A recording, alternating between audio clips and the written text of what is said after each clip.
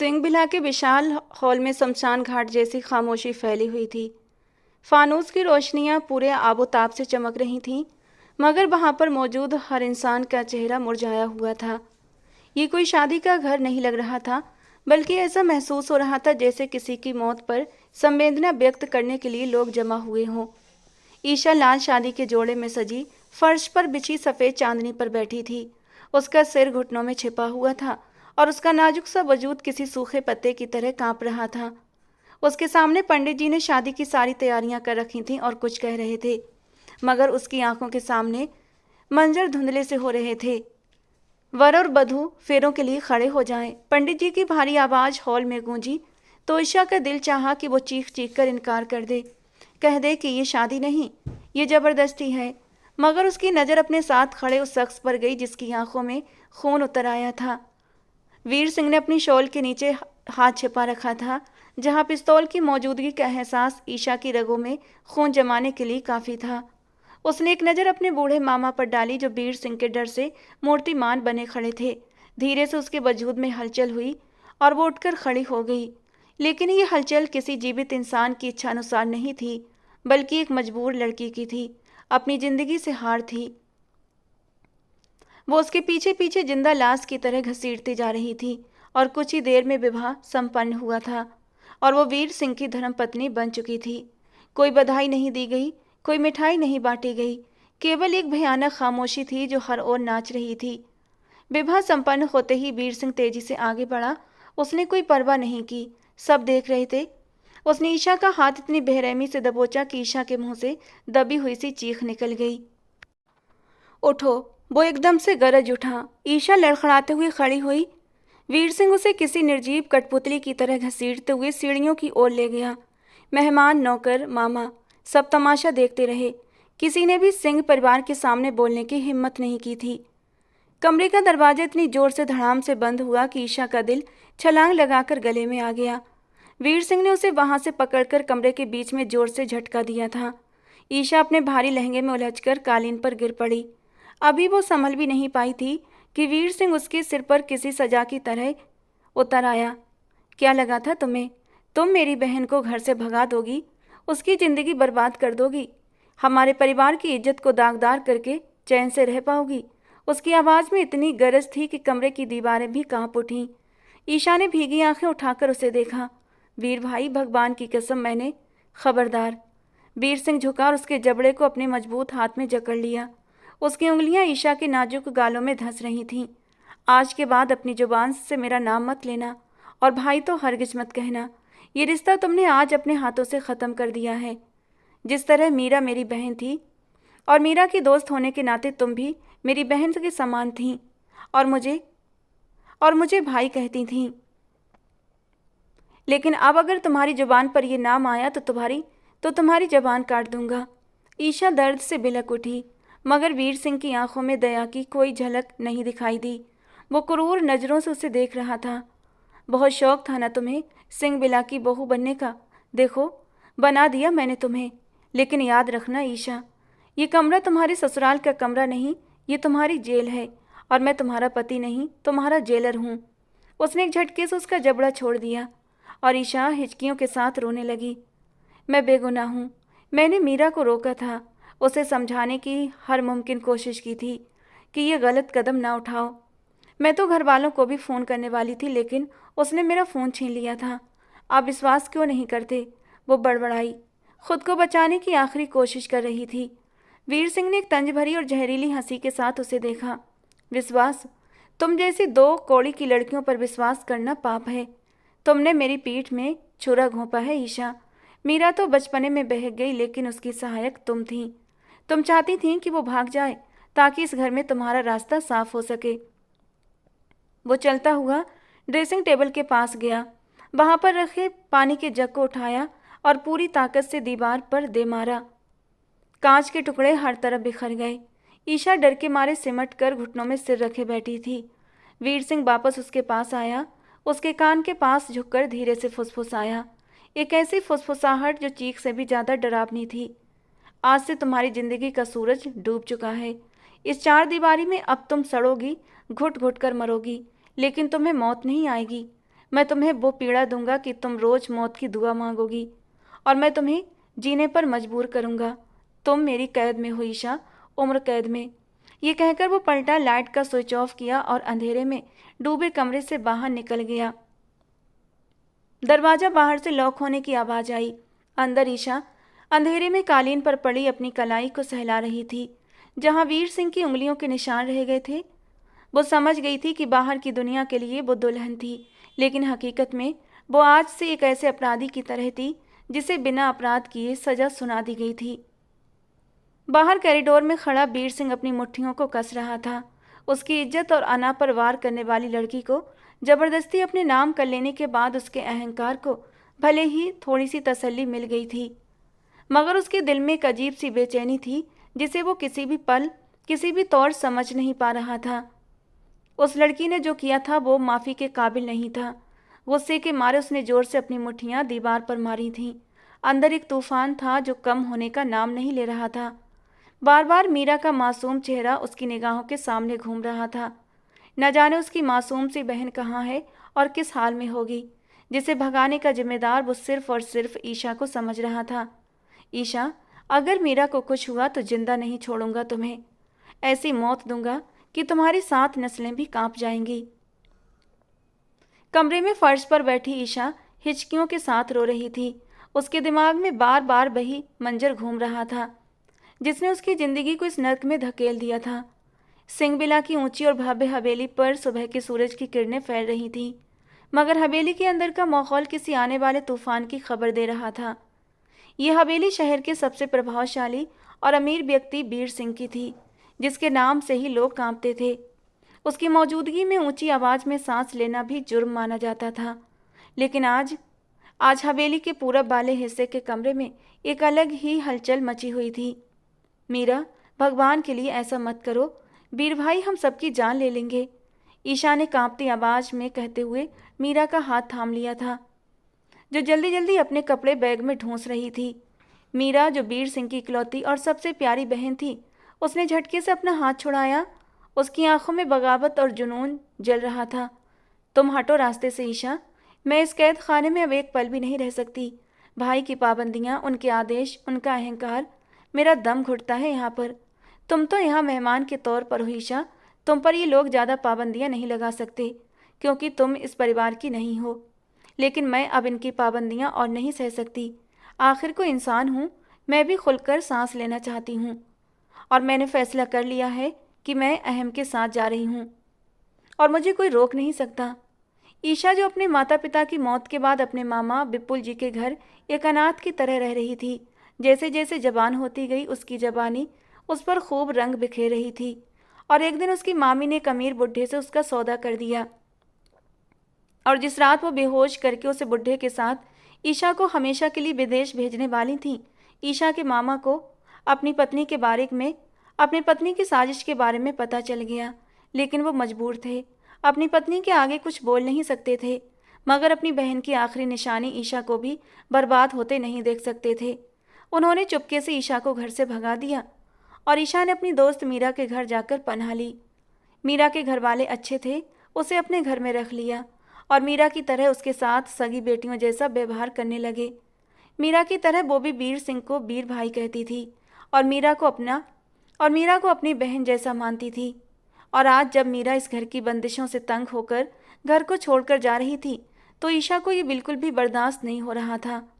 पहली बात तो वो मीरा को बर्बाद होते देखना नहीं चाहती थी, और दूसरी बात, अगर मीरा चली जाती तो उसका क्या होता। वो डर के मारे सफ़ेद पड़ गई। वो जानती थी कि सिंह परिवार की इज्जत पर दाग लगने का मतलब सीधी मौत है। मीरा, प्लीज़ एक बार सोच लो, अंकल जी को हार्ट अटैक हो जाएगा, और वीर भाई वो भी तो तुम्हें ढूंढ निकालेंगे ना, ईशा ने विनती भरे लहजे में कहा। मीरा ने एक चालाक शातिर मुस्कान के साथ उसकी ओर देखा। वो मुझे तभी ढूंढेंगे ना जब उन्हें पता चलेगा। देखो ईशा, अगर तुमने मेरा साथ नहीं दिया तो मैं सबको कह दूंगी कि तुम अपने बॉयफ्रेंड से बात करती हो और जल्दी ही उसके साथ निकलने का इरादा रखती हो। और ये तो तुम्हें पता ही होगा, जब हमारी हवेली में रहती हो तो तुम्हारी इज्जत से हमारी इज्जत भी जुड़ी हुई है। और वैसे भी भाई को तुमसे सख्त चिढ़ है, वो तो शुरू से ही इस हक में नहीं थे कि तुम इस घर में रहो। वो पल भर में यकीन कर लेंगे। और ईशा को लगा जैसे किसी ने उसका दम घोंट दिया हो। वो जानती थी कि वीर सिंह उससे हमेशा खार खाता है। मीरा ने उसकी खामोशी का पूरा फायदा उठाया। और इधर दो अपना मोबाइल, मुझे पता है कि मेरे निकलते ही तुम फ़ोन करके सबको इकट्ठा कर लोगी और मेरे पीछे लगा दोगी। अहम का मैसेज आया है कि वो गली के कोने पर पहुंच गया है, तो मैं पीछे वाले दरवाजे से निकल रही हूँ। मीरा ने ज़बरदस्ती ईशा के ठंडे हाथों से मोबाइल छीना और ख़ुद वॉशरूम जाने का बहाना करके खिड़की की ओर बढ़ गई। और ईशा स्तब्ध खड़ी रह गई। उसके ख्यालों में भी नहीं था कि मीरा उसे ढाल बनाकर खुद भागने का रास्ता बना चुकी थी। वो कुछ सोच पाती कि तभी बाहर पोर्च में गाड़ी के टायरों की चीखती हुई आवाज़ गूंजी। वीर सिंह आ गए थे। वो घबराकर मीरा को आवाज़ देने के लिए मुड़ी, मगर कमरा खाली था। खिड़की खुली हुई थी और पर्दा हवा में डरावनी आवाज़ की तरह लहरा रहा था। मीरा जा चुकी थी। ईशा के पैरों तले से जैसे जमीन खिसक गई। वो भागकर खिड़की तक गई, लेकिन नीचे लॉन में मीरा कहीं भी दिखाई नहीं दे रही थी। मीरा, उसके गले से दबी हुई चीख निकली। वो वापस कमरे में आकर गुमसुम सी बैठ गई। अब उसका ठिकाना क्या होगा? उसे ये तो पक्का यकीन था कि अब उसे इस घर में पनाह नहीं मिलेगी। बेबसी के कई आंसू उसकी गालों से गिरने लगे थे। न जाने कितनी देर हो गई थी उसे इस अंधेरे कमरे में बैठे हुए। अब तक तो घर वालों को मीरा के गायब होने का भी पता चल चुका होगा। उसी पल कमरे का दरवाज़ा जोर से खुला और सामने वीर सिंह खड़ा था। 6 फुट का रौबदार कद, कड़क स्त्री का कुर्ता पायजामा, कंधे पर महंगी शॉल और आंखों में वो बर्फीली सख्ती जो सामने वाले का खून जमा दे। मीरा कहाँ है? उसकी गरजती आवाज़ ने ईशा को वहीं जड़ कर दिया। ईशा का चेहरा हल्दी जैसा पीला पड़ चुका था। वो क्या बताती? उसकी जुबान तो जैसे तालू से जाकर चिपक गई थी। मैं पूछ रहा हूँ मीरा कहाँ है, और तुम उसके कमरे में क्या कर रही हो? वीर सिंह ने उसे तेज शक भरी नज़रों से देखा। उस लड़की को जो हमेशा उसके सामने नज़रें झुकाए खड़ी रहती थी। उसी समय ईशा के हाथ में पकड़े मीरा के फ़ोन पर वीर सिंह की नज़र पड़ी, जिसे जल्दबाजी में जाते हुए शायद मीरा भूल गई थी और ईशा का फ़ोन अपने साथ ले गई थी। वीर सिंह की तेज निगाह तुरंत फ़ोन पर गिरी और वो 2 कदम में ईशा तक पहुंच गया और झपट कर उसका फ़ोन हाथ में छीन लिया। स्क्रीन पर एक नंबर चमक रहा था और एक मैसेज लिखा था, जान, मैं पिछली गली में हूँ, जल्दी निकलो वरना वो तुम्हारा जल्लाद भाई पहुंच जाएगा। ये मैसेज अहम की तरफ से किया गया था। वीर सिंह के चेहरे पर एक पल के लिए ऐसी खामोशी छा गई जैसे तूफान से पहले का सन्नाटा। उसकी कनपट्टी की नसें उभर आईं। उसने धीरे धीरे नज़र उठाकर ईशा को देखा। उसकी आंखें अब मानवीय नहीं थीं बल्कि अंगार बन चुकी थीं। ये ईशा एकदम सफाई देने लगी, मगर शब्द उसका साथ छोड़ गए। तो ये चल रहा है इस घर में। वीर सिंह की आवाज़ धीमी थी लेकिन बेहद खतरनाक। तुम मेरे घर में रहकर मेरे टुकड़ों पर पलकर मेरे ही घर की इज्जत में सेंध लगा रही हो। किसे बुलाया है तुमने? कौन है ये? वो शेर की तरह दहाड़ा था और ईशा का हाथ पकड़ लिया। नहीं वीर भाई, ये मेरा नहीं, ये मीरा का फ़ोन है। वो चली गई है। ईशा रोते हुए चिल्लाई। झूठ मत बोलो। एक जोरदार थप्पड़ ईशा के गाल पर पड़ा था और वो लड़खड़ाकर बिस्तर पर गिर पड़ी। मीरा पूरे घर में नहीं है। मैं अभी अभी देख कर आया हूँ। तुमने उसे भगाया है ना? बताओ कहाँ भेजा है उसे, या तुम खुद जाने की तैयारी कर रही थी और वो बेचारी तुम्हें रोकने की कोशिश कर रही थी? वीर सिंह का दिमाग झंझना गया था। उसे बस इतना दिखाई दे रहा था कि मैसेज पर जल्लाद भाई लिखा था। फ़ोन ईशा के हाथ में था और मीरा गायब थी। शक की सुई सीधे ईशा पर घूम गई थी, क्योंकि मीरा हमेशा वीर सिंह के सामने मासूम बनकर रहती थी, जबकि ईशा को वो बेबाक समझता था। वो अहम के साथ गई है। मैंने उसे रोका था, मेरा विश्वास करे। ईशा हिचकियों के साथ बता रही थी, मगर वीर सिंह की समझ पर गुस्से का मोटा पर्दा पड़ चुका था। अगर मीरा घर से बाहर कदम निकाल चुकी है तो इसका जिम्मेदार सिर्फ तुम्हें ठहराऊंगा मैं। तुमने उसे उकसाया होगा। तुम जैसी घटिया नस्ल की लड़कियों का यही काम होता है, अमीर घर की लड़कियों को मूर्ख बेवकूफ़ बनाना। वो उसे बालों से पकड़कर खींचते हुए लॉन्च में लाया। घर के नौकर और निकुंज सिंह चिंतित होकर बाहर आए थे। ये क्या हो रहा है वीर सिंह? निकुंज सिंह ने बेटे के पागलपन भरे रूप को देखकर पूछा। पूछिए इससे पापा, पूछिए इससे कि हमारी इज्जत कहाँ है, मीरा कहाँ है। उसने ईशा को फर्श पर झटका दिया। तभी ये गार्ड दौड़ता हुआ आया। साहब जी, छोटी बिटिया को एक लड़के के साथ गाड़ी में बैठते देखा है गेट कीपर ने, और ये खबर बम बनकर गिरी थी। वीर सिंह ने खौफनाक और भयानक नज़रों से ईशा को घूरा। देखा तुमने, तुम सफल हो गई ना। मेरी बहन को भगाया तुमने ताकि तुम अपना रास्ता साफ कर सको, या शायद इसलिए कि तुम मुझसे, हमारे परिवार से अपनी असफलताओं का बदला लेना चाहती थीं। जलती थी ना हमारे परिवार की खुशियों से, क्योंकि ये खुशियां तुम्हें नसीब नहीं हुई थी, और आज तुमने हमारे परिवार की खुशियों को आग लगा दी। ईशा जोर जोर से सर हिला रही थी। आंसू उसके गालों को भिगो रहे थे। गाल पर पड़े थप्पड़ का निशान साफ उभर आया था। मैंने कुछ नहीं किया, तुमने उसे हवा दी है। तुम इस जुर्म में बराबर की हिस्सेदार हो, और अब सजा भी तुम ही पाओगी। वीर सिंह की आवाज़ फैसला सुना चुकी थी। कौन सी सजा? निकुंज सिंह ने घबराए हुए अंदाज में पूछा। बदले की सजा पापा। हमारी इज्जत गई है, अब इसकी कीमत ये लड़की चुकाएगी। मीरा तो जब मिलेगी तब मिलेगी, लेकिन ये जो घर में मौजूद आस्तीन का सांप है ना, इसे मैं जाने नहीं दूंगा। उसने कमर से पिस्तौल निकाली और ईशा का पूरा शरीर कांप उठा। पंडित जी को बुलाइए, अभी और इसी वक्त। वीर सिंह का आदेश पत्थर पर खुदा हुआ था। वीर, होश में आओ, गुस्से में फैसले मत लो। निकुंज सिंह ने उसे रोकना चाहा। अगर आप चाहते हैं कि मैं इसे जिंदा दफन कर दूं तो मुझे मत रोकिए पापा, वरना पंडित जी को बुलाइए। मैं इसे अपनी कैद में रखूंगा। इसे पत्नी नहीं, अपनी इज्जत का खरीदार बनाकर रखूंगा। ये रोज मरेगी और रोज जिएगी। जो कुछ इसके बाद हुआ वो ईशा के लिए किसी खूनी डरावने सपने से कम नहीं था। आधे घंटे के अंदर पंडित जी आ चुके थे। घर का माहौल शोक में डूबा हुआ था। ईशा को जबरदस्ती लॉन्ज में बिठाया गया। उसके आंसू सूख चुके थे, बस आंखों में पत्थर की सी जमावट थी। उसे पता था कि अब उसकी जिंदगी कैसे आदमी के हवाले की जा रही है जो उसे इंसान भी नहीं समझता। फेरे हुए, मजबूरी के फेरे, जिसमें उसका हाँ उसकी आत्मा को कुचल कर निकला था। कमरा लॉक करके जैसे ही वीर सिंह पलटा, ईशा अब भी फर्श पर गिरी हुई थी। वो धीमे नपे तुले कदमों से उसकी तरफ बढ़ा। उसके जूतों की टक टक ईशा के दिल पर हथौड़े की तरह पड़ रही थी। वो उसके पास घुटनों के बल बैठ गया। ईशा सहमकर खुद को समेट गई। वीर सिंह ने उसका चेहरा अपनी उंगलियों में जकड़ लिया। उसकी आंखों में बीरानी, जहर और अंधेरा तैर रहा था। जानती हो मैंने तुम्हें क्यों चुना? उसकी आवाज़ में फुसफुसाहट थी, मगर एक कयामत भी। क्योंकि अगर मार देता तो तुम एक ही पल में सुकून पा लेती, लेकिन मैं तुम्हें तड़पते हुए देखना चाहता हूँ। तुमने मेरी बहन को मुझसे छीना, मेरी इज्जत को मिट्टी में मिला दिया। अब तुम देखोगी कि वीर सिंह की नफरत किसी भी मोहब्बत से ज़्यादा ताकतवर होती है। ईशा ने कांपते होठों और लड़खड़ाती पलकों के साथ उसकी ओर देखा था। उसकी आंखों में सिर्फ बेबसी थी, टूटन थी, एक ऐसा दर्द जो बोल भी नहीं पा रहा था। मैंने आपकी बहन को नहीं छीना, मैंने तो सिर्फ उसे बचाना चाहा। काश आप एक बार अपनी नफरत की पट्टी हटाकर सच देख पाते। ये पहली बार था जब उसने उसकी आंखों में डालकर ये बात कही थी, और उसकी ये हिम्मत देखकर वीर सिंह के गुस्से पर तेल की तरह गिरा था। अपनी जुबान बंद रखो। तुम्हारी कोई सफाई, कोई सच्चाई अब मेरे लिए कोई मतलब नहीं रखती। तुम सिर्फ एक मोहरा हो जिसे मैं अपनी मर्जी से चलाऊंगा। उसने उसे झटके से छोड़ दिया। आज की रात तुम्हारी सुहागरात नहीं बल्कि तुम्हारी बर्बादी की पहली रात है। वो उसके सामने बैठा लाल अंगार आंखों से उसे घूर रहा था। शायद वो पीकर आया था, अपने गम को, अपने दुख को कम करने की कोशिश की थी।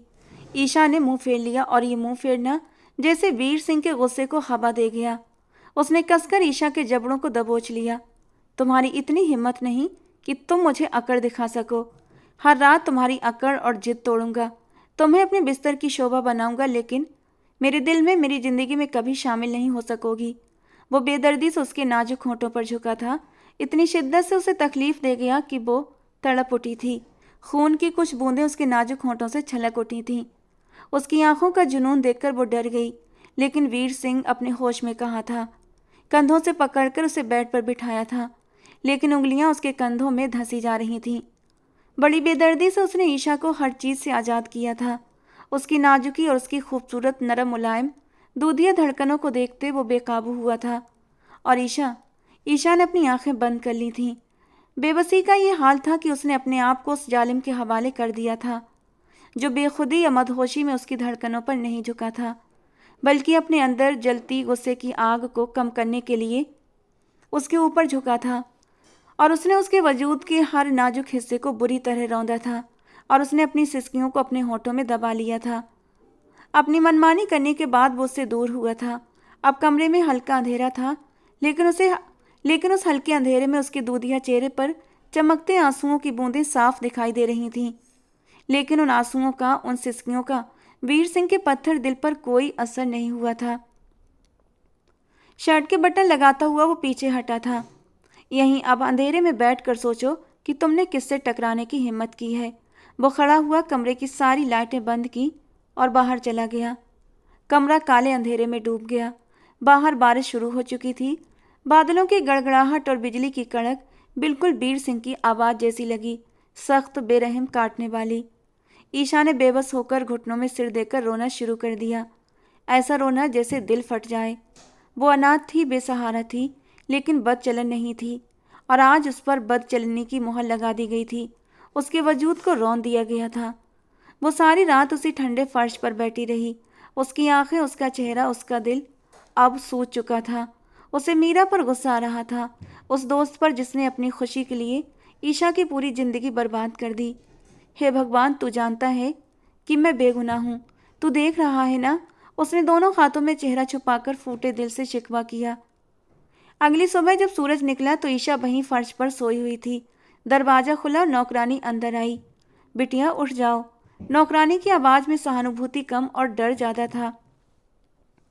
ईशा हड़बड़ाकर उठी। उसका पूरा शरीर थर्रा रहा था। दरवाजे पर वीर सिंह खड़ा था।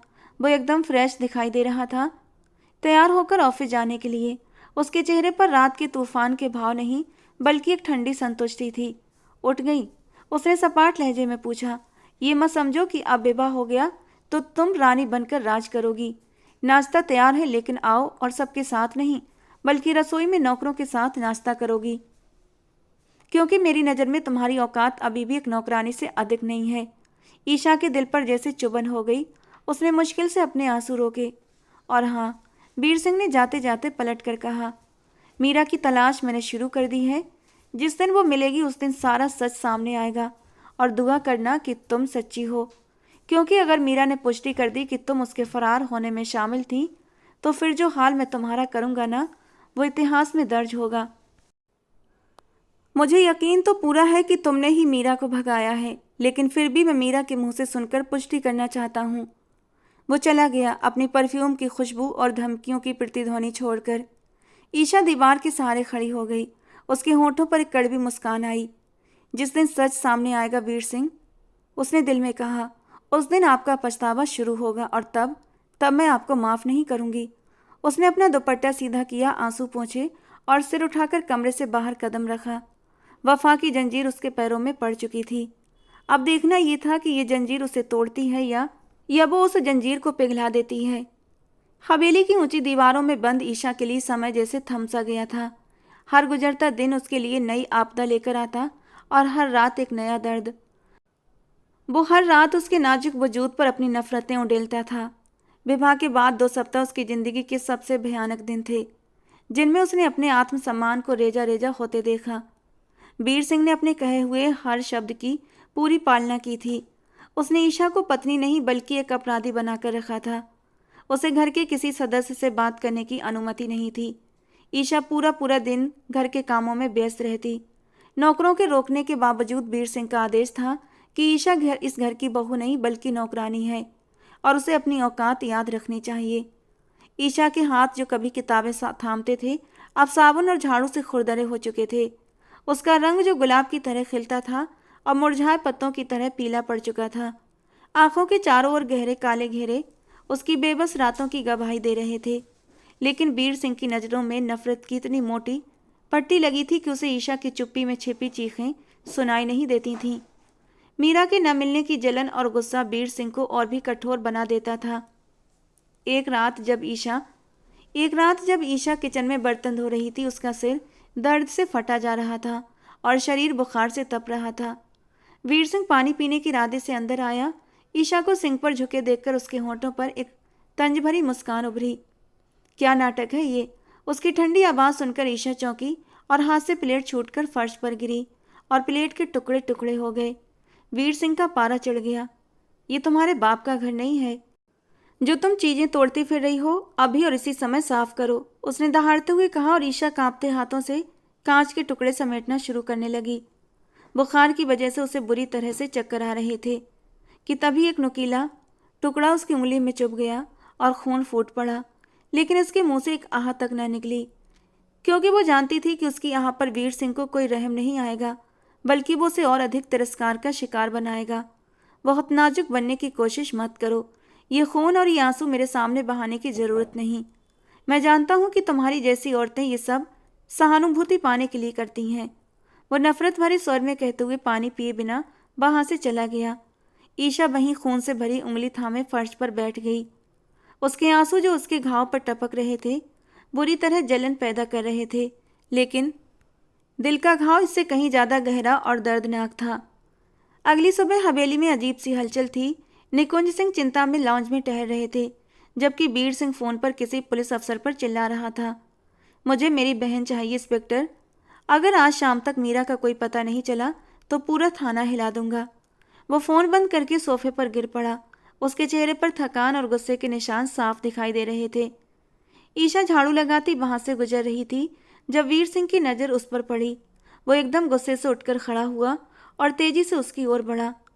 ईशा सहमकर दीवार से लग गई। बहुत खुशी हो रही होगी ना तुम्हें? उसने ईशा का बाजू कसकर पकड़ा। तुम्हारी वजह से मेरी बहन न जाने किस हालत में होगी, और तुम यहाँ जिंदा हो, सांस ले रही हो। मेरा बस चले तो मैं। उसका गुस्सा शब्दों से आगे बढ़ चुका था। ईशा ने घबराकर सिर ना हिलाया। उसका गला सूख चुका था। वो कुछ बोलना चाहती थी, मगर वीर सिंह ने उसे झटक दिया। मेरी नज़रों से दूर हो जाओ, इससे पहले कि मैं कोई गलती कर दूं। ईशा लड़खड़ाते हुए वहां से भागी। शाम के साए गहरे हो रहे थे कि अचानक हवेली के दरवाजे पर पुलिस की गाड़ियों के सायरन गूंजे थे। बड़ा सा गेट खुला और एक पुलिस जीप अंदर दाखिल हुई। वीर सिंह और निकुंज सिंह तेजी से बाहर की ओर दौड़े। जीप का दरवाजा खुला और एक लेडी कांस्टेबल किसी को सहारा देकर बाहर लाई। वो कोई और नहीं, वो मीरा थी। लेकिन वो मीरा नहीं थी जो 2 हफ्ते पहले घर से निकली थी।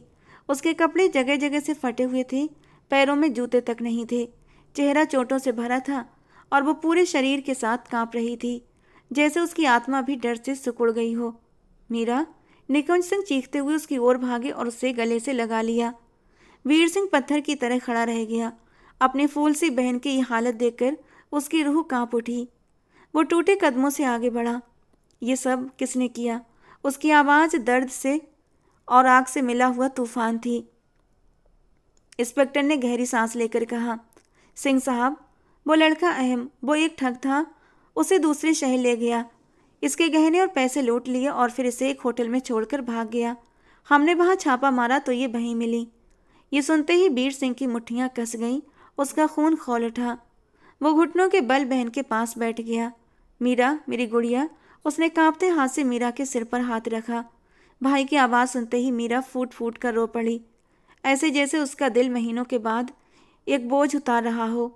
वो वीर सिंह से लिपट कर ऐसे रोई जैसे उसके टूटे हुए भरोसे की आखिरी दीवार भी ढह गई हो।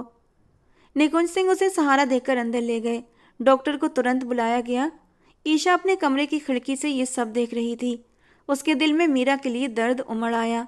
हालांकि यही मीरा उसकी ज़िंदगी को नर्क बनाने का कारण बनी थी, फिर भी ईशा का दिल इंसानियत से खाली नहीं था।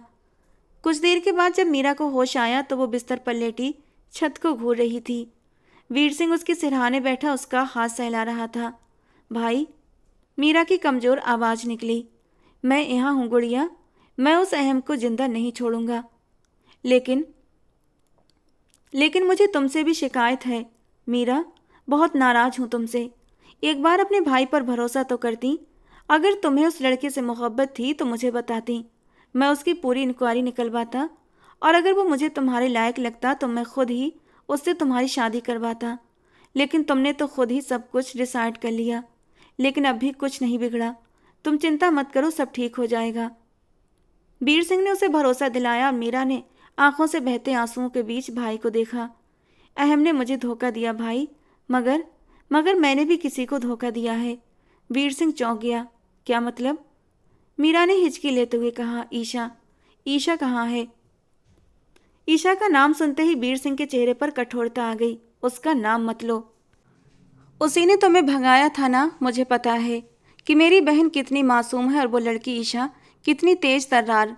मुझे वो लड़की शुरू से ही पसंद नहीं थी। जरूर उसने ही तुम्हारे दिमाग में ये सारी खुराफात डाली होगी और वो अब अपने किए की सजा भुगत रही है। मैंने उसकी ज़िंदगी को एक नर्क बनाकर रख दिया है। तुम चिंता मत करो। ये सुनते ही मीरा तड़प कर उठने की कोशिश करने लगी। नहीं भाई नहीं, ये आपने क्या कर दिया? वो बुरी तरह तड़प रही थी। वीर सिंह उसे संभालने लगा। क्या हुआ मीरा? लेट जाओ। मीरा ने वीर सिंह का हाथ पकड़ लिया। ईशा बेगुनाह है भाई, वो बेगुनाह है। उसने मुझे भगाया नहीं था, बल्कि उसने तो मुझे रोका था। वो मेरे पैरों में गिर गई थी कि मत जाओ ईशा, अंकल की इज्जत खराब हो जाएगी। वो तो आपको फ़ोन करके बताने वाली थी, लेकिन मैंने उसका फ़ोन भी छीन लिया ताकि वो किसी को कुछ बता न सके। मैं प्यार में अंधी हो चुकी थी। मैंने उसे धक्का दिया और भाग गई। मैंने जानबूझकर अपना मोबाइल उसके हाथ में छोड़ दिया था ताकि आपको लगे कि वो मिली हुई है। मैं डर रही थी कि अगर पकड़ी गई तो आरोप उस पर डाल दूंगी। भाई वो मासूम है और मैं गुनहगार। आपने उसे सजा क्यों दी? मीरा के शब्द किसी पिघले हुए शीशे की तरह वीर सिंह के कानों में घुस रहे थे। उसका दिमाग शिथिल हो गया था। पैरों तले से जमीन सरक गई। वो पत्थर का बना मीरा को देख रहा था और उसके कानों में ईशा की बही फरियादें गूंजने लगीं जो उसने शादी वाली रात की थीं। मैं बेगुनाह हूँ, मेरा विश्वास करो। ईश्वर गवाह है, मैंने कुछ नहीं किया। वीर सिंह को लगा जैसे किसी ने उसका दिल निकाल कर बाहर रख दिया हो। उसने अपने अहंकार और गुस्से में आकर एक मासूम लड़की की जिंदगी बर्बाद कर दी थी। उसने उस पर वो अत्याचार किए थे जो किसी दुश्मन के साथ भी नहीं किए जाते। उसके हाथ कांपने लगे। उसे अपने हाथों पर ईशा का खून महसूस होने लगा। वो अचानक उठकर खड़ा हुआ। ये तुम क्या कह रही हो मीरा? उसकी आवाज़ में कंपन था। सच कह रही हूँ भाई, ईशा को बचा लो। उसने मेरी खातिर अपनी इज्जत दांव पर लगा दी और मैंने। मीरा फिर से रोने लगी। वीर सिंह वहां एक पल भी नहीं रुक सका और पागलों की तरह कमरे से बाहर निकला। उसे अपना आप दुनिया का सबसे घटिया और दीन इंसान लग रहा था। उसका घमंड मिट्टी में मिल चुका था। वो सीढ़ियां फांदता हुआ सर्वेंट क्वार्टर जैसे कमरे की ओर भागा जहां पर उसने ईशा को कैद कर रखा था। उसके दिल की धड़कनें बेकाबू थीं। दिमाग में सिर्फ एक ही विचार था, मुझे माफ़ कर दो ईशा, मुझे माफ़ कर दो। वो उस कमरे के दरवाजे पर पहुंचा और उसे जोर से धक्का देकर खोला। अंदर घना अंधेरा और दम घुटता माहौल था। ईशा, उसने पुकारा मगर कोई जवाब नहीं आया। उसने दीवार को टटोलकर लाइट ऑन की। सामने का दृश्य देखकर उसकी सांसें रुक गईं। ईशा ठंडे फर्श पर बेसुध पड़ी थी। उसका चेहरा आग की तरह लाल दहक रहा था। वो बुखार में बुरी तरह तप रही थी। वीर सिंह भागकर उसके पास पहुंचा और उसे अपनी बाहों में उठा लिया। उसका शरीर मानो अंगारों की तरह जल रहा था। ईशा, आंखें खोलो। वीर की आवाज़ भर्रा गई थी। ईशा ने आधी खुली धुंधली आंखों से उसे देखा। उसे लगा जैसे वीर उसे फिर से मारने आया हो। मत मारिए प्लीज़, मैंने कुछ नहीं किया। बहुत दर्द, मत मारिए। वो आधी बेहोशी में बड़बड़ा रही थी और दर्द के मारे सिकुड़ती जा रही थी, जैसे वीर का उड़ता हाथ फिर उसकी तरफ बढ़ रहा हो। और ईशा के ये शब्द वीर सिंह के लिए तड़पते कोड़े से कम नहीं थे। उसकी आंखों से आंसू टपक कर ईशा के तपते चेहरे पर गिरने लगे। नहीं मारूंगा ईशा, मैं नहीं मारूंगा। मैं बहुत बुरा इंसान हूँ, मुझे माफ़ कर दो। वो उसे अपने सीने से लगाकर बच्चों की तरह बिलख बिलख कर रो उठा था। वही वीर सिंह जिसके चेहरे की शिकन भी कभी ढीली नहीं होती थी, आज अपनी ही गलती के बोझ तले टूटा खड़ा था। वो ईशा को गोद में उठाकर बाहर की ओर दौड़ा। गाड़ी निकालो। उसकी दहाड़ती आवाज़ ने पूरे घर को हिलाकर रख दिया। ड्राइवर ने तुरंत गाड़ी पोर्च में लगाकर रखी। निकुंज सिंह भी बाहर आ चुके थे और बेटे की हालत देखकर समझ गए थे कि सच अब सामने आ चुका है। गाड़ी सड़क पर तेजी से दौड़ रही थी। पिछली सीट पर ईशा वीर की गोद में सिर रखे लेटी थी। लगातार बुखार और डर की हालत में थी। कभी वो मीरा को पुकारती तो कभी अपने माँ बाप को पुकारती थी और कभी वीर से रहम की भीख मांगती। वीर उसका हाथ पकड़े बार बार उसके माथे पर किस करता जा रहा था और रोते हुए से संभाल रहा था।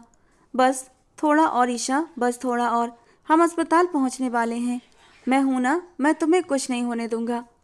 उसने अपनी हर की हुई बेइज्जती याद आने लगी। वो थप्पड़, वो ताने, वो टूटे बर्तन, वो फर्श पर फैला खून, वो रातें जब उसने उसे रुलाकर खुद सुकून से सोया था। वीर सिंह को लग रहा था जैसे वो खुद को गोली मार दे। हे भगवान, मेरी गलती को माफ़ कर दो। इसे बचा लो, इस मासूम को बचा लो। अगर इसे कुछ हो गया ना तो मैं खुद को कभी माफ़ नहीं कर पाऊंगा। वो दिल ही दिल में भगवान जी से प्रार्थना कर रहा था। अस्पताल पहुंचते ही वो मीरा को लेकर इमरजेंसी वार्ड की तरफ दौड़ा। डॉक्टर, डॉक्टर, उसकी आवाज़ से पूरा अस्पताल गूंज उठा। डॉक्टर और नर्स स्ट्रेचर लेकर आए और ईशा को उस पर लिटाया। डॉक्टर ने ईशा की नब्ज देखी और फिर गंभीरता से वीर सिंह को देखा। इनका बुखार दिमाग तक पहुंच चुका है और शरीर में पानी की बहुत कमी है। इनकी हालत बहुत चिंताजनक है। आपने लाने में बहुत देर कर दी मिस्टर सिंह। डॉक्टर के शब्द वीर सिंह के दिल पर हथौड़े बनकर गिरे थे। जो भी करना है करे डॉक्टर, लेकिन मुझे ये जिंदा चाहिए। दुनिया का जो भी इलाज करना है करें और पैसों की चिंता मत करें, बस इसे बचा लें। वीर ने डॉक्टर का हाथ पकड़ लिया। ईशा को तुरंत आईसीयू में शिफ्ट कर दिया गया। वीर शीशे की दीवार के बाहर खड़ा अंदर देख रहा था, जहां उसकी पत्नी, उसकी कैदी, जीवन और मौत की जंग लड़ रही थी। मशीनें बीप कर रही थीं और वीर सिंह अपनी ही लगाई आग में जल रहा था। ये वो पल था जब उसका घमंड पूरी तरह टूट गया था और सिर्फ पछतावा बचा था। ऐसा पछतावा जो शायद अब पूरी जिंदगी उसका पीछा नहीं छोड़ेगा। उसे पता था कि अगर ईशा बच भी गई तो क्या वो उस इंसान को कभी माफ़ कर पाएगी जिसने उसकी मासूमियत को कुचल डाला था। मगर फिलहाल सवाल माफ़ी का नहीं था, सवाल ईशा की जिंदगी का था। अस्पताल की सफ़ेद बिस्तर से हवेली के भव्य बेडरूम तक का सफ़र ईशा ने तय तो कर लिया, मगर जो ईशा अस्पताल गई थी वो वापस नहीं आई। वापस आने वाली लड़की एक चलती फिरती लाश थी, जिसके अंदर से आत्मा खींच ली गई थी। हवेली का नक्शा बदल चुका था। वही वीर सिंह जो कभी इस घर में अपनी आवाज़ की गड़गड़ाहट से सबको डराता था, अब ईशा के कदमों की आहट का मोहताज हो गया था। ईशा की मासूमियत साबित होने और मीरा की असली हकीकत सामने आने के बाद वीर के पैरों तले से सिर्फ जमीन ही नहीं खिसकी थी, बल्कि उसके सर से आसमान भी हट चुका था। वो दिन रात ईशा की देखभाल में लगा रहता, अपने हाथों से उसे दवा खिलाता, उसके लिए खाना लाता, यहाँ तक कि ऑफिस जाना भी छोड़ चुका था। उसे डर था कि अगर वो उसकी नज़रों से ओझल हुई तो कहीं गायब ना हो जाए। मगर ईशा का रवैया वीर के लिए मौत से भी भयानक था। वो उसे न देखती थी, न उसकी किसी भी बात का जवाब देती थी। वो घंटों घंटों खिड़की के पास बैठकर बाहर के खालीपन को घूरती रहती थी। वीर उसके सामने घंटों माफ़ी मांगता, अपने माथे को उसके पैरों में रखकर रोता, गुहार लगाता, मगर मीरा के चेहरे पर कोई असर नहीं पड़ता था। वो एकदम पत्थर जैसी हो चुकी थी, इतनी कठोर कि जिस पर न आंसू असर करते थे और न आहें। मीरा भी कई बार रोती हुई उसके पास आई थी, उससे माफ़ी भी मांगी, मगर ईशा ने उसे ऐसे देखा जैसे वो उसे पहचानती ही ना हो। ये तिरस्कार, ये ठंडापन वीर सिंह को अंदर तक झकझोर रहा था। एक रात वीर सिंह उसके लिए खाना लेकर कमरे में आया। ईशा जैसे हमेशा खिड़की में बैठी बाहर देख रही थी। वीर सिंह ने ट्रे मेज पर रखी और हिम्मत जुटाकर उसके कंधे पर हाथ रखा।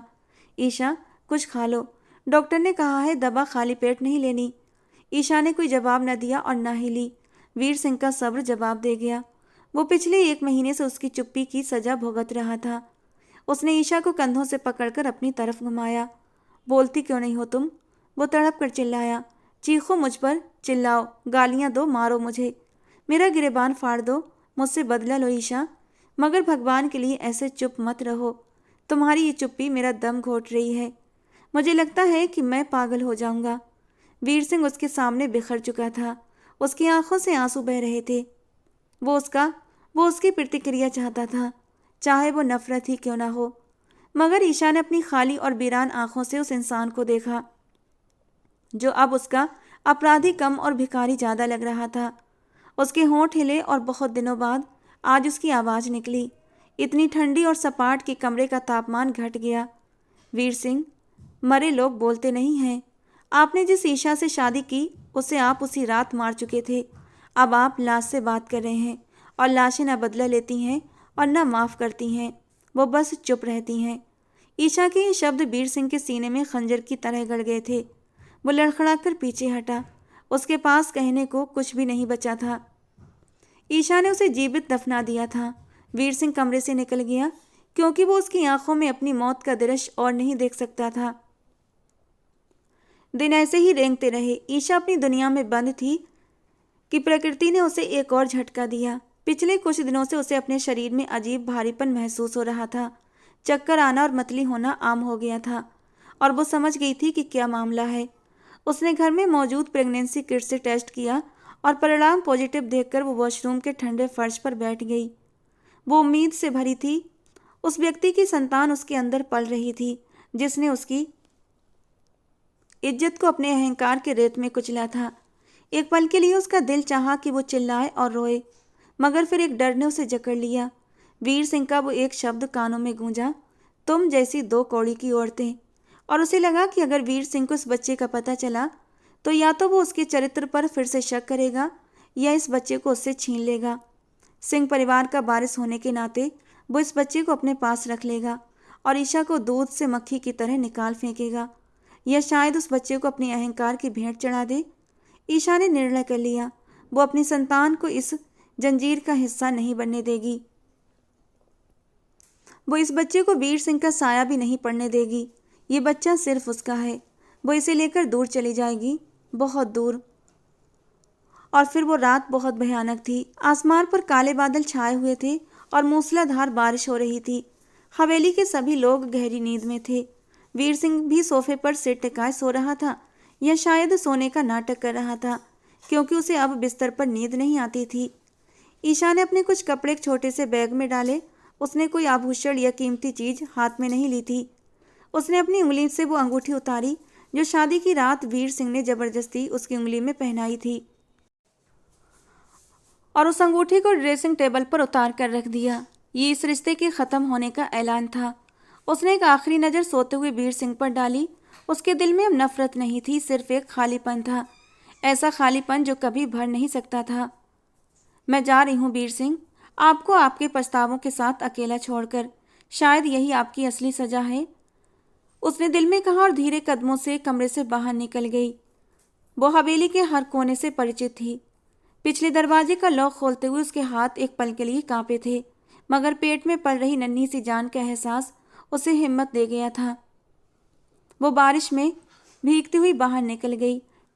ठंडी हवा के थपेड़े उसके शरीर से टकरा रहे थे, मगर वो रुकी नहीं। वो अंधेरे में खो जाना चाहती थी। सड़क पर चलते हुए उसने पीछे मुड़कर एक नज़र उस भव्य महल को देखा था जो उसके लिए नर्क साबित हुआ था। वो एक नई दुनिया की तलाश में निकल पड़ी जहां वो सिर्फ ईशा हो, किसी का बदला या कैदी ना हो। अगली सुबह वीर सिंह की आंख खुली तो उसे कमरे में अजीब सी वीरानी और खामोशी महसूस हुई। बारिश रुक चुकी थी मगर हवा में ठंडक थी।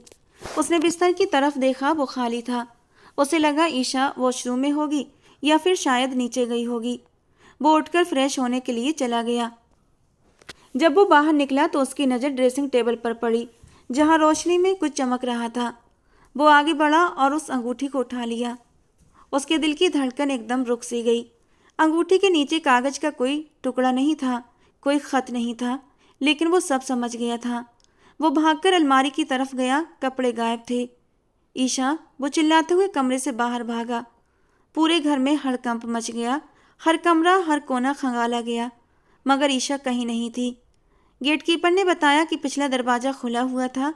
वीर सिंह बारिश के पानी से भरे लॉन में घुटनों के बल गिर गया। उसके हाथ में वही अंगूठी थी जिसे उसने सीने से लगा कर रखा।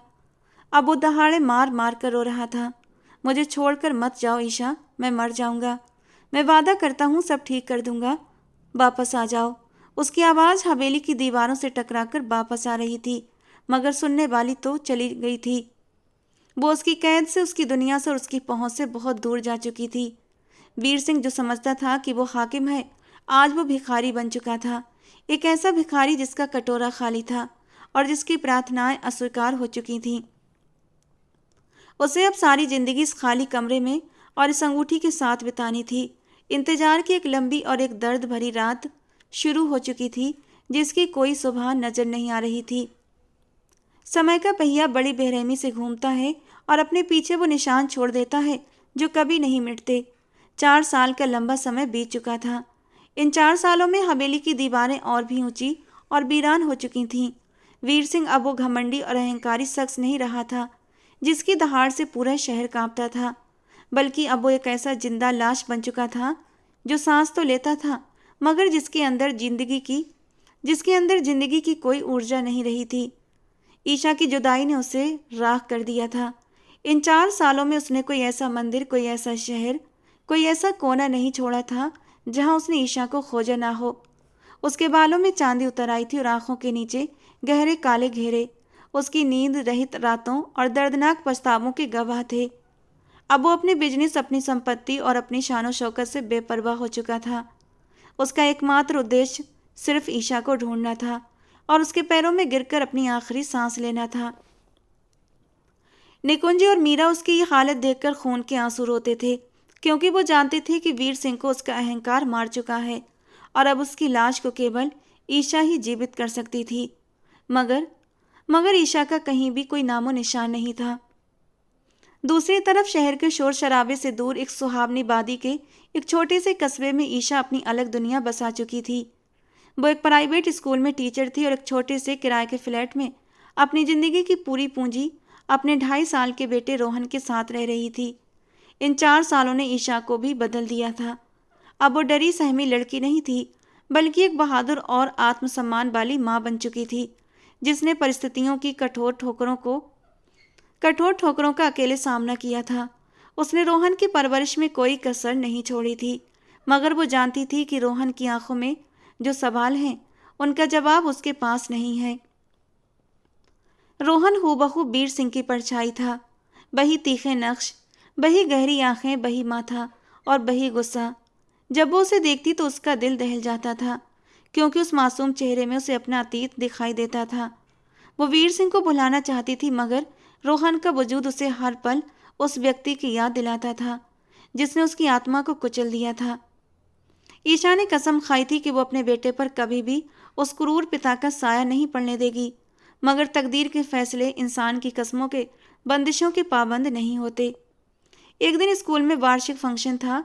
ईशा स्टेज के इंतजाम में बिजी थी, जबकि रोहन ग्राउंड में दूसरे बच्चों के साथ खेल रहा था। उसी शहर में वीर सिंह अपनी एक जमीन के विवाद के सिलसिले में आया हुआ था और संयोग से उसी स्कूल के प्रिंसिपल उसके पुराने परिचित थे, जिन्होंने उसे फंक्शन में विशेष अतिथि के रूप में आमंत्रित किया था। वीर सिंह का मन नहीं था, मगर वो इनकार नहीं कर सका और भारी कदमों के साथ स्कूल के गेट के अंदर दाखिल हुआ। अभी वो ग्राउंड से गुजर ही रहा था कि उसकी नज़र एक बच्चे पर पड़ी जो भागते हुए ठोकर खाकर गिर गया था और उसके घुटने से खून निकल रहा था। वीर सिंह बिना सोचे समझे उस बच्चे की ओर दौड़ पड़ा था और उसे जमीन से उठाया। बेटा, आप ठीक हो? उसने नरमी से पूछा और अपनी जेब से रुमाल निकालकर उसके घाव पर रख दिया। बच्चे ने रोते हुए सिर उठाया और दोनों की नज़रें मिलीं। समय जैसे ठहर गया, वक्त की गति रुक गई। वीर सिंह को लगा जैसे वो शीशे में अपना बचपन देख रहा हो। वही आंखें, गालों पर वही भंवर और वही चेहरा। एक अनजाना खिंचाव था जो उसे जकड़ चुका था। उसके दिल की धड़कनें तूफान की तरह तेज हो गईं। आपका नाम क्या है? उसने कांपती हुई आवाज में पूछा। बच्चे ने हिचकिचाते हुए जवाब दिया, रोहन। रोहन प्रताप। प्रताप ईशा के पिता का नाम था और वीर सिंह का दिमाग झन्ना गया। अभी वो कुछ और पूछने ही वाला था कि पीछे से एक जानी पहचानी और तड़पती हुई आवाज आई, रोहन। वीर सिंह के वजूद में जैसे बिजली भर गई। ये आवाज़ तो उसकी थी जो पिछले 4 सालों से उसके सपनों और ख्यालों में समाई हुई थी। वो झटके से मुड़ा और सामने का दृश्य देखकर उसकी सांसें अटक गईं। कुछ कदम की दूरी पर ईशा खड़ी थी, सफ़ेद साधारण साड़ी में, चेहरा स्थिर मगर आंखों में दुनिया भर का आश्चर्य और भय। वो एकदम से दौड़ी और वीर सिंह के हाथ से रोहन को लगभग छीनते हुए अपने सीने में छिपा लिया, जैसे कोई उससे उसकी जान छीन रहा हो। खबरदार, खबरदार, जो मेरे बेटे को हाथ भी लगाया। वो शेरनी की तरह दहाड़ उठी। वीर सिंह लड़खड़ाकर पीछे हट गया। उसकी आंखें पानी से भर गईं। उसके सामने उसकी ईशा खड़ी थी और उसके हाथ में उसका खून, उसका बेटा था। ईशा, तुम? और ये मेरा बेटा है? वो अनिश्चितता और खुशी के मिले जुले एहसास से बड़बड़ाया। वो आगे बढ़ना चाहता था, अपनी पत्नी, अपने बच्चे को सीने से लगाना चाहता था, मगर ईशा ने हाथ उठाकर उसे वहीं रोक दिया। रुको वीर सिंह। एक कदम भी आगे मत बढ़ना। ये मेरा बेटा है, सिर्फ मेरा। इस पर तुम्हारा कोई हक नहीं। तुम तो वही हो जो अपनी संतान को शक की नज़र से देखते थे। तुम तो वही हो जिसने मुझे इसलिए घर से निकाला कि मैं बदकिरदार थी। आज किस मुंह से इसे अपना बेटा कह रहे हो? ईशा के शब्द पिघले हुए शीशे की तरह वीर सिंह के कानों में उतर रहे थे। मैंने तुम्हें घर से नहीं निकाला ईशा, तुम खुद मुझे और घर को छोड़ कर गई थी। उसे अपनी आवाज़ खुद ही किसी गहरे कुएं से आती महसूस हुई। खोखली सी दलील, खोखली सी आवाज़। और ईशा हंसी थी, जहरीली हंसी। तुम्हारे इरादे वही थे वीर सिंह। अगर मैं खुद घर से न निकलती तो तुम मुझे ऐसे ही और गाली और बदकिरदार कहकर, खुद धक्के देकर घर से निकाल देते। उसकी बात सुनकर वो वहीं घुटनों के बल जमीन पर बैठ गया। उसका सारा घमंड, सारी अना मिट्टी में मिल चुकी थी। सैकड़ों लोगों की मौजूदगी का उसे कोई एहसास नहीं था। वो हाथ जोड़कर बच्चों की तरह रो पड़ा। मैं अपराधी हूँ ईशा, मैं बहुत बड़ा पापी हूँ। मैंने तुम पर अत्याचार किया, मैंने अपनी ही खुशियों को आग लगा दी। मैं भगवान को साक्षी मानकर कहता हूँ कि मैं इन 4 सालों में हर रोज़ मरा हूँ। मुझे सजा दो, मुझे मार डालो, मेरे टुकड़े कर दो, मगर मुझसे मेरी संतान और मेरी पत्नी मत छीनो। मैं तुम्हारे पैरों की मिट्टी बनकर रहूंगा, बस मुझे ठुकराओ मत। वीर सिंह की हालत देखकर वहां लोग मौजूद थे और स्तब्ध खड़े थे। रोहन भी मां की गोद में जाकर सिमट गया था और हैरानी से उस अजनबी व्यक्ति को देख रहा था जो उसकी मां के सामने रो रहा था। ईशा का दिल भी खून के आंसू रो रहा था, मगर उसके दिमाग पर अतीत के जख्म अब भी ताज़ा थे। वो उस व्यक्ति पर फिर से भरोसा कैसे कर सकती थी जो उसे जानवरों से भी नीचा समझ चुका था। उठो वीर सिंह, ये ड्रामा बंद करो, ईशा ने सख्त लहजे में कहा। तुम्हारे आंसू मेरे जख्म नहीं भर सकते। शीशा जब टूटता है तो जुड़ तो सकता है, मगर दरारें हमेशा रहती हैं। मैंने इन 4 सालों में अकेले इस बच्चे को पाला है। जब इसे रात को बुखार होता था तब तुम कहाँ थे? जब ये पापा कहकर रोता था तब तुम कहाँ थे? आज जब मैंने इसे जीना सिखा दिया तो तुम अपना हक जताने आ गए हो। जाओ यहाँ से, हमें हमारे हाल पर छोड़ दो। ईशा ने रोहन का हाथ पकड़ा और मुड़ने लगी। ईशा, वीर सिंह ने टूटी हुई चीख से उसे रोका। मत जाओ, मैं कसम खाता हूँ मैं तुम्हें अब कभी कोई तकलीफ नहीं दूंगा। मैं अपना हक मांगने नहीं आया, मैं भीख मांगने आया हूँ। एक मौका, सिर्फ एक मौका दे दो मुझे अपने पापों का प्रायश्चित करने का। हमारे बेटे को देखो, क्या तुम्हें उसकी आंखों में वो तड़प नहीं दिखती जो एक बाप के लिए होती है? क्या तुम उसे वो खुशी नहीं दोगी जिसका वो हकदार है? मेरी सजा मुझे दो, पर मेरे बेटे को अनाथ मत बनने दो। ईशा के कदम रुक गए। उसने रोहन की ओर देखा जो बार बार मुड़कर वीर सिंह को देख रहा था। उसकी नन्ही चमकती आंखों में खामोश सवाल था, एक ऐसी पुकार जो माँ चाहे जितना भी प्यार दे फिर भी वो पूरी नहीं कर सकती। ईशा का दिल टूटने लगा। उसकी ममता और उसकी टूटी हुई आत्मसम्मान के बीच एक भयंकर जंग छिड़ चुकी थी। वो वीर सिंह को माफ नहीं कर सकती थी, पर क्या एक पिता को उसके ही बेटे से दूर रखकर वो वही अन्याय नहीं कर रही थी जो कभी उस पर हुआ था?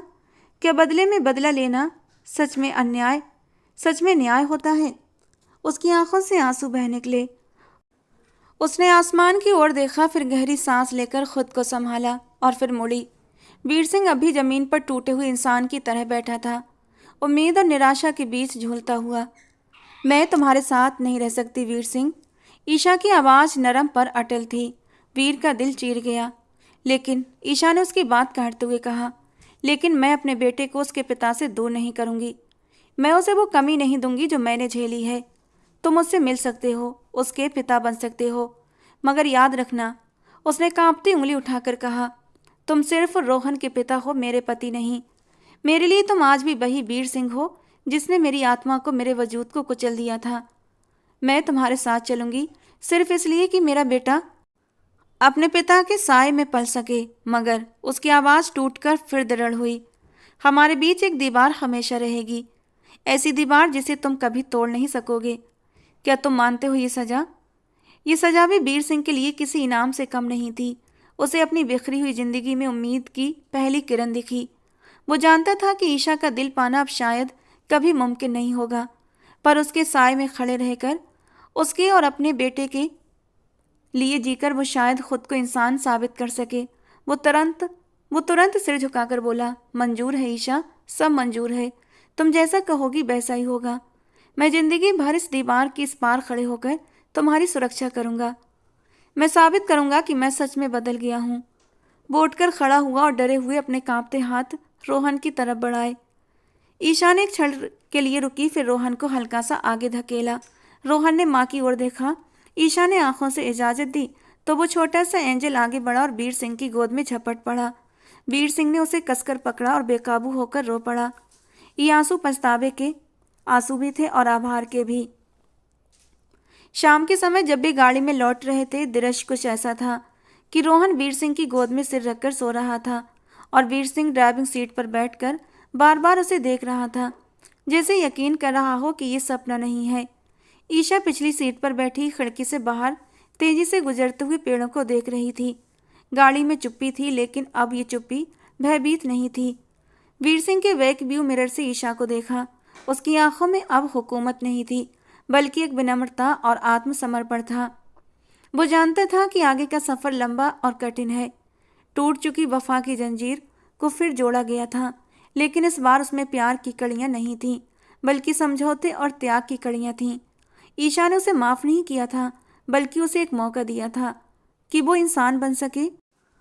वीर सिंह ने दिल ही दिल में वचन लिया कि वो अपनी बाकी जिंदगी ईशा के इस एहसान का बदला चुकाने में बिताएगा। वो उसे इतना प्यार और सम्मान देगा कि शायद किसी दिन किसी मोड़ पर उसके दिल की बर्फ पिघल जाए, और अगर ना भी पिघली तो वो उसकी नफरत को भी अपनी किस्मत मानकर स्वीकार करेगा, क्योंकि यही उसका प्रायश्चित था और यही वफा की जंजीर की मांग थी कि इंसान अपनी गलतियों का बोझ खुद उठाए और वफा निभाए, चाहे बदले में उसे कुछ मिले या न मिले। गाड़ी अपनी मंजिल की ओर बढ़ रही थी, जहां उनका एक नया अध्याय इंतजार कर रहा था। एक ऐसा अध्याय जिसमें प्यार मौन था, लेकिन सम्मान बोल रहा था। तो दोस्तों, आपको क्या लगता है, ये कहानी यहीं पर ख़त्म हो जानी चाहिए या फिर इस कहानी का दूसरा भाग बनना चाहिए? अगर हाँ, तो इस कहानी का एंड कैसा होना चाहिए? मतलब ईशा को वीर सिंह को माफ़ कर देना चाहिए, दोनों के बीच कुछ रोमांटिक, कुछ खट्टे मीठे से पल आने चाहिए, या फिर वीर सिंह को अपने किए की सज़ा मिलना चाहिए? अपनी राय कमेंट बॉक्स में ज़रूर देना दोस्तों। आपकी राय के अनुसार मैं कहानी को आगे बढ़ाऊंगी या फिर कहानी को यहीं पर ख़त्म करूंगी। चलिए मिलते हैं दोस्तों अगली किसी नई कहानी के साथ।